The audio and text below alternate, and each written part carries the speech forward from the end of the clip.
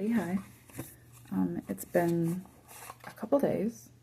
It's been a couple days, I think, since I did a reading or anything. So I just was feeling like I should.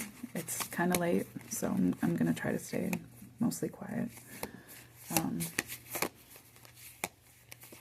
I've been in an emotional way today. I've just been feeling a lot good, a lot heavy. In general, I've been maintaining, the faith, but I let myself get in my emotions today, which is fine. You gotta do it sometime. I can't just suppress everything all the time. So, found myself, randomly crying about, anything and everything. It's probably in part because I'm on my cycle, but I digress. Let's see. Shuffled a few times, haven't got anything out. Check one more time. Okay.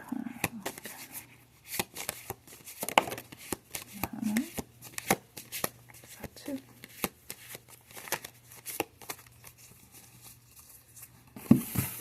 Two cards. Okay, they both came face down. So that's cool. Let's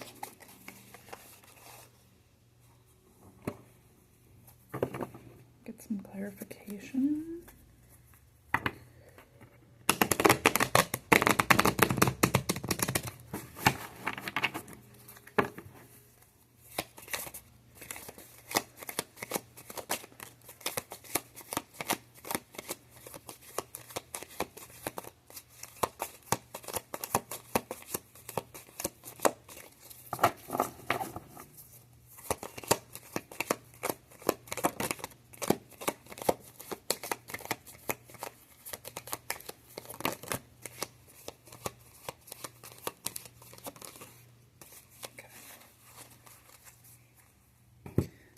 Two cards, yeah, they came out. Okay.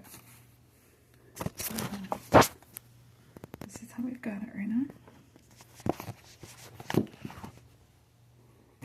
Got two face down oracles, and then these two tarot to clarify.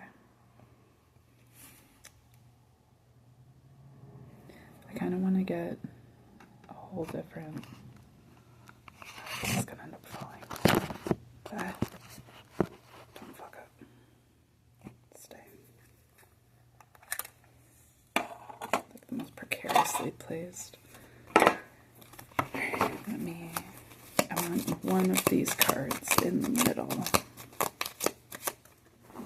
Okay. Came face down. Good. That's how I wanted it. Okay.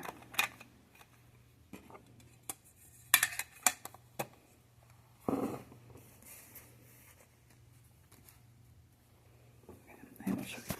Okay, this is how we have it now.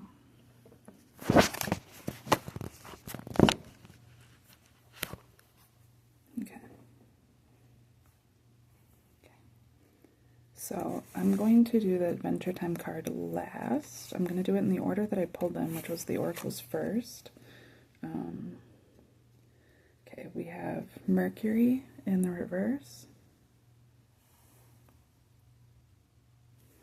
On the left, and we have Destiny, Absence on the right,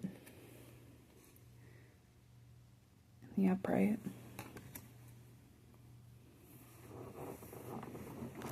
Okay, so Mercury is a messenger, a symbol of things moving forward in a specific direction. A specific message coming in or going out. But in the reverse, I wonder if I just, sorry, you don't unplug this for a minute. There.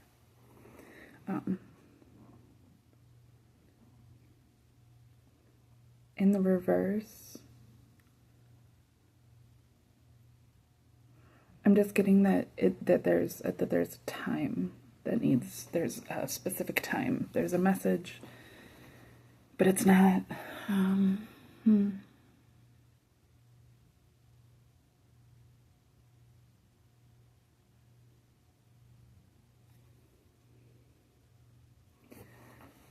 one, it's not that it's not necessarily coming right this moment, because there's still some things that need to kind of come to fruition in order for it to be able to be received. But we are talking about a message to be received more than a message to be given. It could be coming from like a specific person. It could be coming from the divine, just like from within ourselves. But it's a specific message for us personally rather than from us. It's not that there's something that we're supposed to be doing in that way. We're supposed to be actually waiting. And I'm getting that with absence as well. Destiny being with absence is that like there's this space and time that is necessary. It's part of the destiny. Now Mercury in the reverse is being clarified by the Seven of Pentacles and by the Strength card. The Seven of Pentacles is doing a work for, it's like doing the work and then waiting on the harvest. And it's kind of that trepidation where it's like, I know I did the work. I'm looking at it. I can see that I did the work, but I'm still fully waiting for that, for the abundance to come. And it's not that there isn't already an abundance.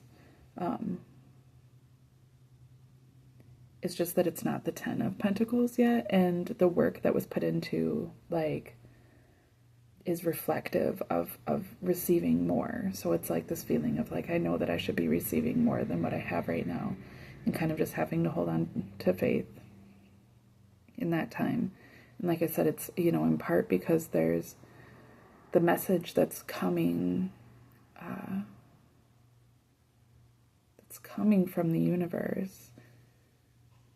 It's interesting because normally I think I would see Mercury even as that there might be a message incoming, but it's like double validation that it's definitely not a message we're giving, it's one that we're receiving. We have to continue to trust that we've done the right work and that we're going to see the rewards of those work. And that's kind of where the strength comes in, which is balancing that passion with that patience. And kind of almost telling that passion to be patient, right? Like, there's an energy transference that way where like in lion training, like you learn how to become stronger. What is it called? Like a power shift or a power dynamic shift transition, where like you receive the strength from the lion and the lion receives the patience and like discipline from the trainer. But there's a highlight and an emphasis on this, like calming the passions in order to really see this fulfillment. Which, like, without turning the Adventure Time card over, okay, I'm not going to look at what it says, but without turning it over and looking at it just yet, you can see that there's this cup, and, like, well, really it has the cup, the sword, the pentacle, and the wand, and it's all, like, the ace of all of them, right? Like, it's the ace. So, like, the destiny, all of these things fall into alignment within destiny, but like it takes time. There's just a divine timing that we're waiting on for this divine message. And part of what's adding to that anxiety is that we are in this absence part of our destiny, which is beautiful because, like, really you see these two stairs, they're really the same stair, and they're only disconnected by the fact that they're being experienced by either hand. but really both hands are working together in order to kind of create this portal. And like, this is like the same stair ultimately, right? So it's like once they come together, then there's that certainty that like you can walk straight through it. But when they're apart, it almost seems like a struggle, because it's like you can't see that other side yet. But that's part of the lesson that's being learned, that needs to be learned in order to balance out these passions.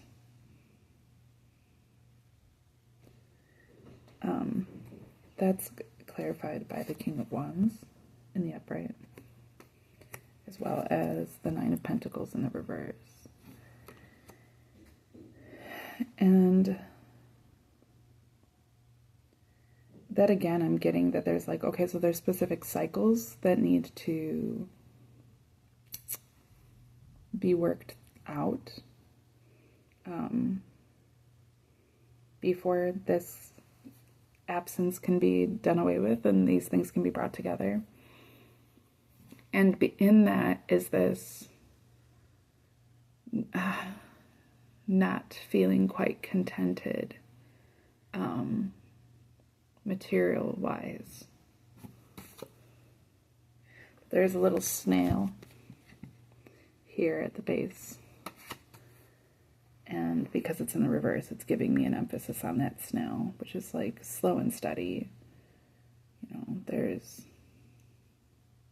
as I'm thinking about it, I'm thinking about how I stepped on a snail the other day when I walked outside. It was rainy, and I was adjusting I didn't zip up my boots when I put them on to go out. And like, as soon as I got out and realized that it was like wet outside, I decided to zip them up, and I wasn't really paying attention. And like, so I like stepped on the one foot in order to zip up the other one. And when I stepped down, I literally stepped on a snail and smashed it. I felt it crunch. And I felt like, yeah, like somebody, like I felt like that was like a bad thing. It felt like somebody had purposefully pulled one over on me in order to get me to kind of fuck myself over. And so I'm kind of seeing that in this too, that there's this energy of like a discontentment or an uncomfortability with one's own finances or physical security, like wealth, security that way, because of somebody else kind of doing a thing, doing something manipulative or slick, you know.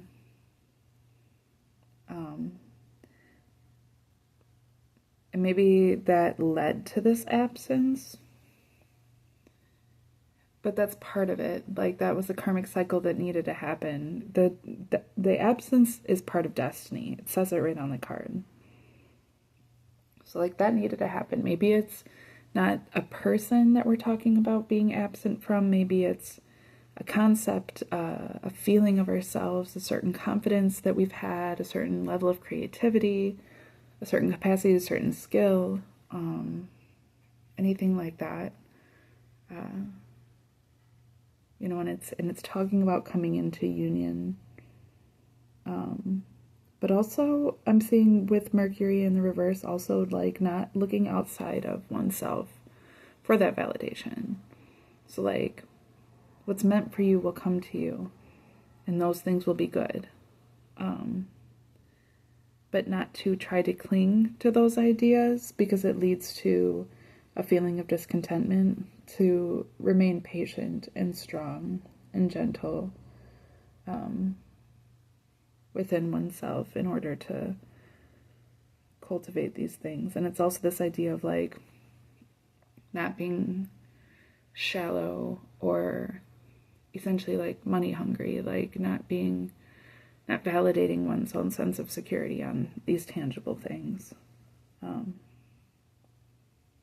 But being even more like how a snail is, where like, although fragile, and that's the concern, right? And especially when it's happened before when you've been hurt before, it makes it that much harder every time to be vulnerable.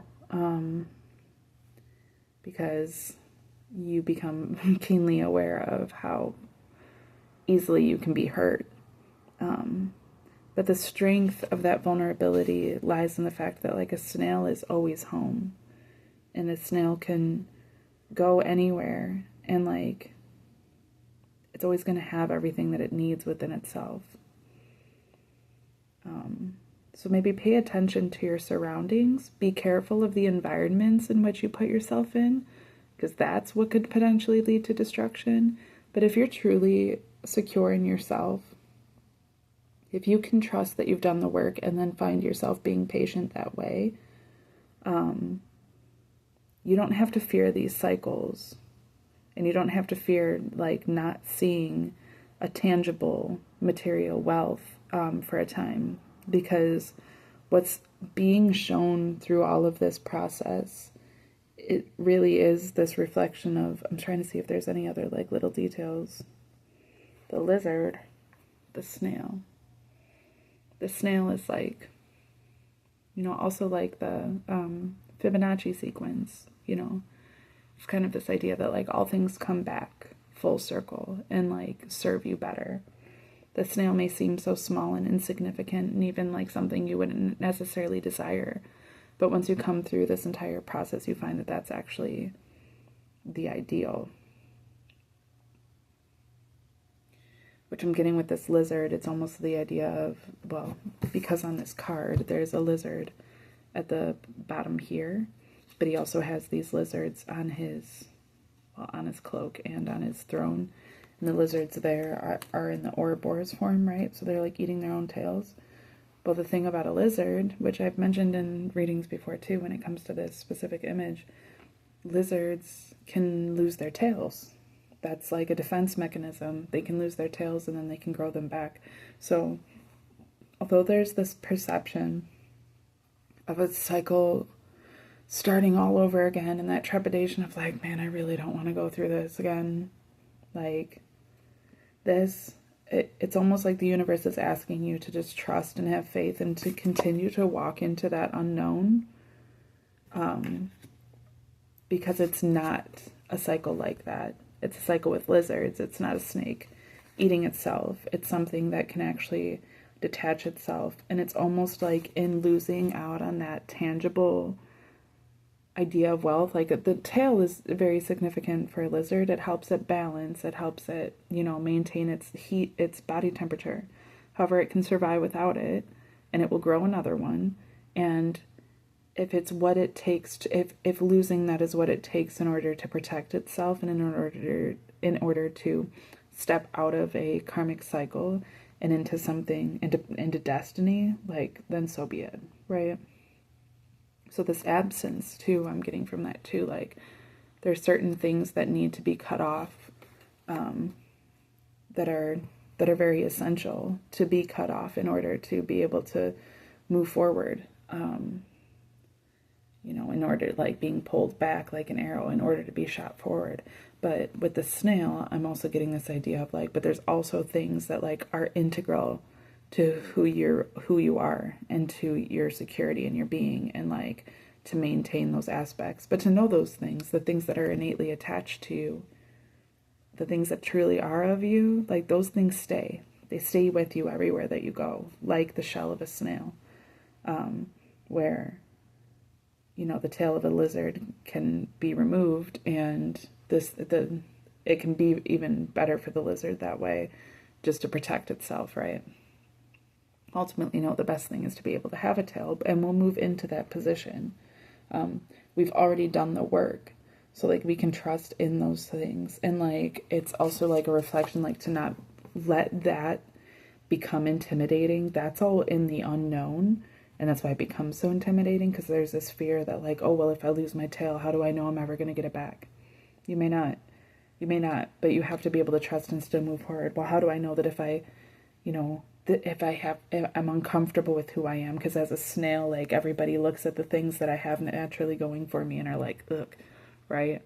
But, like, you have to be able to be confident in yourself still, even without the confidence of the external, in order to come into the balance of whatever this last card is that we haven't turned over yet. But what that takes is, like, having this balance. The lion doesn't lose anything by becoming submissive. In fact, he gains in that disciplinary relationship, he gains the benefit of like all the rewards and treats and special foods and stuff that come with, submitting oneself to that higher relationship. The person training the lion has far more to lose, more or less, I mean, both are at risk, but like ultimately, like it's not like you're not taking the lion's teeth out, you're not cutting his tail off, you're not, putting him into any bad position, you're balancing these things. There isn't an actual sacrifice. It's not like losing your tail. It might feel that way in order to keep from the cycle continuing, but ultimately that isn't what it is. Nothing's actually being lost. Anything that you can perceive to be lost in this process isn't part of you. It's just something you've been identifying yourself by, and you can trust that like within time, you'll stop identifying by those things because they'll no longer be a part of you, and then you can live more fully as yourself. You don't have to keep clinging to those things. And it's hard. We've learned, and I had a whole reading about this too, but like we have learned over time to protect ourselves a very specific way. And there have been things throughout our entire lives that have benefited us and have helped us to be able to get to this point of being able to be secure. But things are changing, and those are no longer the things that are going to continue serving us. Something else is. And it's very hard to have made such stern commitments and to have convinced ourselves that this is what it was going to be for the rest of our lives as long as we just commit to those things, only to find that those really aren't the things that are going to serve us ultimately. It needed to be for the time that we believed that that was all that there would be, so that we would give ourselves wholeheartedly to it. But now that we've learned how to give ourselves wholeheartedly, we're actually being asked to do that in a different direction than what we originally had anticipated. And it looks different for a lot of different people. But like, I know like when I got divorced, that was not on my to-do list. That was not on my bucket list. I had anticipated that I would not get married until I could make a long-term commitment. And once I was married, it didn't matter how happy we were or weren't. It didn't matter what we had going on. We were going to stick it out and we were going to stay married. And that was going to be a commitment I made for my life. That was my intent. And when I got married, that was the vow that I made.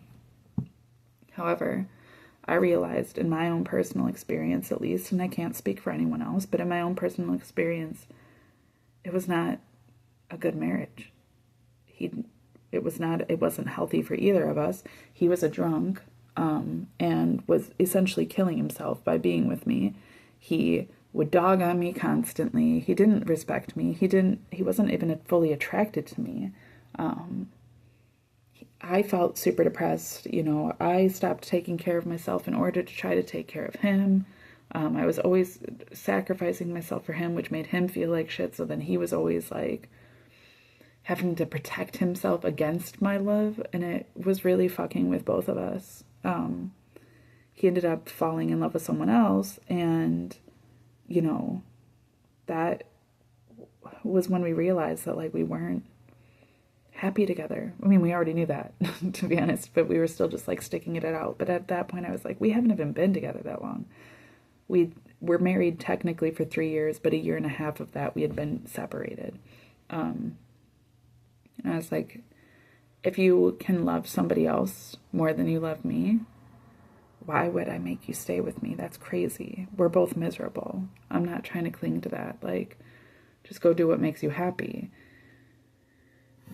And in that, like, we both found a lot of anxiety, a lot of trepidation, a lot of heartache, because it came with this understanding that we both had to admit that we had kind of failed each other, and failed ourselves using each other, and that we had failed our families because we were trying to appeal to this concept of commitment and trying to do it right, and that just wasn't what was for us. And then I went through this process afterwards, after the divorce, of like feeling like I was no longer worth anything. Nobody could ever love me again. I was this old hag that was all used up because I'd already fucked up my commitment. I had said I was going to stay married for the rest of my life and then didn't do that. And so, yeah, that really fucked with me. especially because like life did that multiple times then at that point too. I had anticipated that when I moved out of my parents, I was never going to live back with them. I was never going to use them for anything again, including a roof over my head. But after the divorce, I started getting really bad, and I did move back with my parents. And, you know, those types of things like were really heavy on my ego. But I needed that because I had a big fucking ego that needed to be broken down a bit in order to understand what its actual purpose was, which was not limiting me to damage and conflict just to validate itself. That was never worth it, right? It's better that I learned how to care for myself and how to ask for help and how to receive help, and how to be able to make changes and how to be able to accept that, you know, I'm not actually... My value isn't determined by these external identifiers, by these external experiences. Like, I am always capable of doing better and doing more and still being my very best, even after every mistake I've ever made.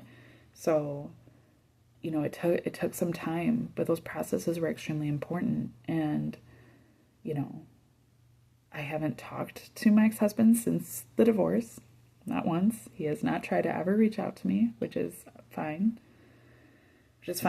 I got over it too. I think it helped that he was in a relationship, so like he was good, you know. But like both of us are better off for it in the end. That wasn't something I anticipated. My entire family was very much against me getting a divorce. They stopped taking me seriously at all at that point. They had never really taken me seriously to begin with, but I was trying. That's what I was trying to do with the marriage. You know, really, I was trying to be mature, but that's not how maturity works. And, you know, they kind of stopped taking me seriously at that point, but that was fine. Then I also realized that, like, I didn't need them to take me seriously. I didn't need their validation. I didn't need their anything. They also were toxic. Me trying to appease them was what was so toxic to begin with. I was willing to compromise myself I knew them better than I knew myself ever. I was willing to do anything to make them happy and could care less if I was happy, and that was not healthy. It's taken years and years for me to finally come to a point of being able to be like, no, the most important thing is that I care for myself first and foremost so that I can care for others. It hasn't turned me into the bitter bitch I thought it would. I was more of a bitter bitch back then before I learned how to balance those things out and actually care for myself. I used to give love because I wanted it in return. Now I don't ask for shit. You know, like, I was stubborn back before, but now I can actually provide things for myself. And I know that. So, like, yeah, I mean, we often are put through things that, like, we would have never anticipated having gone through. We didn't want to receive. We didn't want to accept, you know. I didn't want divorce to be part of my story, my life, right? I didn't want that. I was willing to completely sacrifice and compromise myself my entire life just to avoid that title. But the universe is like, that ego needs to go. It's not serving you. This isn't serving you. And if it's not serving you, it's not serving the universe, right? So it's not serving anybody else either.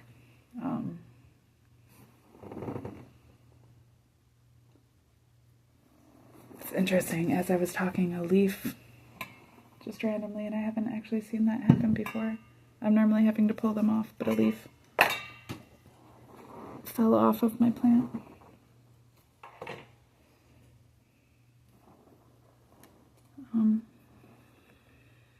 And that's a great metaphor right there, because that's part of it, right? You know, the tree, when you understand, like maybe the first time the tree starts to lose its leaves, it's terrified. It's like, what the fuck is happening? Am I dying? And they are, right? But like, if you know anything about plants and trees, you know that like those leaves come back. It's not the same leaves, it's new leaves. it's different leaves, it's better leaves. Every year the tree is growing, and that's part of its molting process. That's how it grows. It's by shedding those old leaves. It's okay to let pieces of you die if they're not meant for you. There's a song by Sage Francis that says, "I'm not afraid of dying, pieces of me die all the time." And it's true. That's how you release the fear of these major deaths, of death in real life, but even like these major ego deaths, is by making allowances for all of the constant times that the universe is trying to humble you in order to show you how really big and grand and beautiful and good the world truly is, and your life truly is, and you are truly within the capacity of all things. Like, there really isn't anything terrible or evil. It's all a matter of perception. Everything is what you make of it. If you stay stuck in toxic cycles, if you stay in bad environments, like, I'm sure it wasn't very fun for that slug to get, to that snail to get stepped on by me the other day.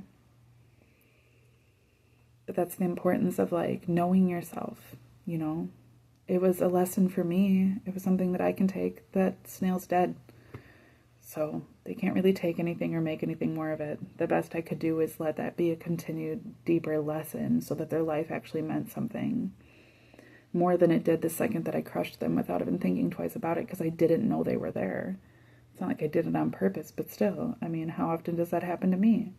Yeah, I might want to sit here and be able to bitch that this person did that and that, but like, they probably weren't even thinking about me. Most of the time people have hurt me and damaged me and fucked my life up, they weren't actually even really thinking about me. It's only the few psychopaths, like, the couple psychopaths I've met that actually were trying to fuck my life up. And even then, like, I've met people that aren't psychopaths, they're just narcissistic, which we all can tend to be, and they've tried to fuck my life up intentionally, but it was because they were hurt. They were trying to defend themselves. They were feeling some type of way. They thought I was doing something. Like, they had reasons for it. It wasn't just psychopathic, right? So, like, when you put things in perspective, when you're not afraid to put things in perspective, they just take on a whole different meaning. And it's important to let that happen and to go through these processes to let that happen. And then to be willing to put things in that perspective. You know, the coolest thing about these readings for me is that, like, my ADHD doesn't stand a chance. It puts it into a benefit. Because there's very definitive concepts that I'm working with each card, right? And then the way that they're laid out in a specific type of way, like, it helps to structure what would otherwise be chaos. It's not chaos. My thoughts are weirdly organized, but they are all there. I have a thought for every experience I have, whether past, present, or future. It's all happening all at once. I had my roommate the other day was frustrated with the way I communicate, because he was like, I want to be able to communicate back to you, but you never take a breath, which is funny because people have obviously told me that plenty of times. I can't shut the fuck up.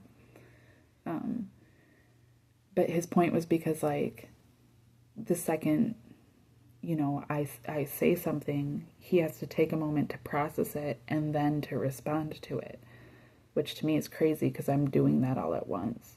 And not only am I doing that, I'm listening, and then I'm actively thinking about what I will respond at, but I'm also processing, and I'm also considering where the conversation is headed. I'm also considering, like, what the situation is and why the conversation is what it is. I mean, there's sometimes I just talk and just, but at the same time, like, I'm actively thinking about things. I just don't care about certain things, which is my struggle. But yeah, it's an interesting one because it's very dense in there. It's not utter chaos, but it seems that way to people that are more methodical. So I'm learning. That's part of my process too. But ultimately what I'm trying to get at is that, like, you got to know yourself, and you got to be willing to to work with what you've got and to release the things that aren't ultimately serving you. It's okay to be like, you know what, I am being a little narcissistic. I guess I am being a selfish cunt. You know what I mean? Like, I guess I am the asshole. I guess I am a moron. Like, that was stupid of me. What an idiot. I should know better. The more that you're willing to be honest about those things, the easier it is to receive those concepts. And I'm not saying sit here and beat yourself up either. It's also important to tell yourself, no, I did my best, and that's good enough. That's the best that I have. How could you expect anything more? I'm not a bad person. I'm a loving person. I'm a caring person. I tried. You know, I put myself in this position because I thought it was best, and I made a mistake, and now I know better. Like, it's good to be real in those ways. Not to be like, I'm the smartest person here. You never want to be the smartest person in the room. For a short time, maybe, if you're actively teaching people, but then you need to go get yourself in a space where you can continue learning, you know, because then at one point, what are you teaching? If you're not constantly learning, you can't be constantly teaching, you know, so always a balance with things. And so much of this always is going to come down to just knowing yourself, you know. Okay, so the final card. What all of this cultivates into is the High Priestess in the upright.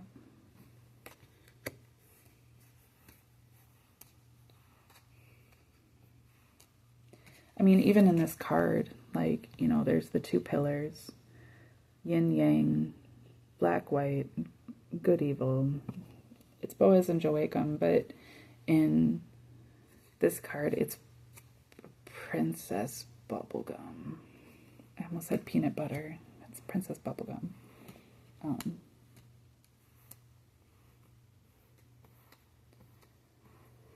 Which is interesting because it kind of takes on a different... So we're talking about really being able to cultivate oneself and know oneself. It all does come down to knowing oneself, to being secure in oneself, to recognizing one's own kingdom. Like, I mean... God, look, her entire kingdom is pink, soft, fluffy, sweet. Everything is a reflection of her, but even this phoenix type thing, this eagle thing is also depictive of her. Like, that's part of that process, right? Is these two characters, because like this one's all pink and soft and cuddly, but it's also this creepy creature with this like weird third eye, and it's essentially a monster. And this is like a common thing that we see all the time, you know, like a bird, an eagle. But they also have their own tropes that way, which is that like only you can fully, some people might be like, oh, this is a song that I think that you would love, but only you can truly determine if it's something that you actually love or not. If it really is a reflection of you. Often what people see and identify as being yours or of relation to you, it's just their perception. It's a projection of their own perception of you, right? It's not you putting that out. It's them receiving that on your behalf. And it's important to like be open to receiving those things, sure, but like don't identify yourself by what others think ultimately. You know, people, I like being nice, and I generally am quite nice. It's not hard for me. It's something I genuinely enjoy. And others also genuinely enjoy it. But I don't have to be nice. I like to be. I prefer to be. I will fight to be. But I don't have to be. And the second I stop being nice and start setting boundaries, a lot of people get real surprised. They thought I was a dumbass. They thought this was where my value was determined. They thought that this is what I had to do. They forgot that I wasn't just a pawn in their system and in their game. You know, and so it's funny because like part of my kingdom has been knowing those things. I don't need other people to see it and to validate it. I have high walls in my kingdom. Most people don't get over the moat, let alone through the walls, you know, through the gate. I only lower that gate for certain people, and there's plenty of people trying to climb over those walls. Some people get in, and then all of a sudden it's like, you know, I walk around in my kingdom. I'm a king in my kingdom that literally is just like anybody else. And all of a sudden I'll be walking down the street and be like, I don't fucking know you. You don't live here. Who are you? Get the fuck out of my kingdom. People don't like it. They don't expect it. They thought I was just super nice, especially because sometimes I'll see somebody and I'll be like, they don't live here. And I'll be like, well, let's give them a chance. Let's see. I don't say any of that to them. I see them and then I either just let them keep up until they start fucking up, or I'll even go out of my way to, oh, look, we have a new person in our kingdom. Let's have everybody gather for a great meal so that we can celebrate this new person. What's your name, stranger? How can we serve you? Right? And a lot of people take that as weakness or as stupidity. And truly, again, and I've said this multiple times, that's a reflection of them far more than it's a reflection of me. It takes a lot of strength and a lot of knowing myself in order to engage those ways. But they wouldn't know that because that isn't something they're naturally given to. I like to be certain ways, and that's what I want my kingdom to be crafted of, but I'm also aware of that I can't always just be certain ways, and that I have to have certain boundaries, and that there's plenty that I don't like and I'm not okay with and I'm not going to put up with, and that's, those things are just as important, so even if it seems to go in with your candy kingdom, it could be, a monster or a giant eagle, and like those things are actually ultimately still going to be part of you. It's about knowing those things about yourself and embracing them all as part of who you are and what you're doing, what you're building, why. And that's the thing about Princess Bubblegum too, is the High Priestess, because she is an alchemist. So she knows, how to do things a certain way so that she can engage with the consequences and then determine what chemicals she actually wants to mix together, what sort of things she actually wants to create, which then, again, just comes back into truly knowing yourself. The more that you truly know yourself, the better you can do for yourself, and the better you can do for yourself, the better you can do for others.